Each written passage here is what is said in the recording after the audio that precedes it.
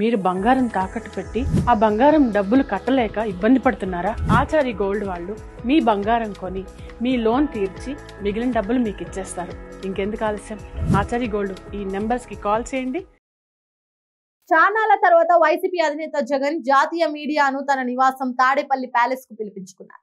AP మీడియాతో కలిసి తొలుత వారితో 2 గంటలకు పైగా సంభాషించిన జగన్ ఆ తర్వాత ప్రత్యేకంగా జాతీయ మీడియాతో మరో 2 గంటలకు సంభాషించారు. ఈ సందర్భంగా గత ఏడాది జరిగిన ఎన్నికలు, రాష్ట్రంలో ఏర్పడిన కూటమి ప్రభుత్వం పాలన తీరు వంటి వాటిని ఆయన ఏకరువు పెట్టారు. ఈ సందర్భంగా పూర్తిగా ఆంగ్లంలోనే జగన్ సంభాషించడం విశేషం. వాస్తవానికి వైసీపీ అధికారంలో ఉన్న సమయంలో కూడా 2 సార్లు కేవలం జాతీయ మీడియాను పిలిపించుకొని జగన్ మీడియా సమావేశాలు పెట్టారు. ఆ సమయంలో రాష్ట్రంలోని తెలుగు మీడియాను పూర్తిగా అవాయిడ్ చేశారు. ఆ తర్వాత ఏడాదికి పైగా జగన్ మౌనంగా ఉన్నారు. మరోసారి బుధవారం మాత్రమే ఆయన ప్రత్యేకంగా జాతీయ ఆంగ్ల, హిందీ మీడియా ప్రతినిధులను కూడా పిలిపించుకున్నారు. అయితే దీనికి 2 ప్రధాన కారణాలున్నాయని తెలుస్తోంది. వీటిని జాతీయ స్థాయిలో హైలైట్ చేసే ఉద్దేశంతోనే జాతీయ మీడియాను జగన్ ఆహ్వానించినట్టు తెలుస్తోంది.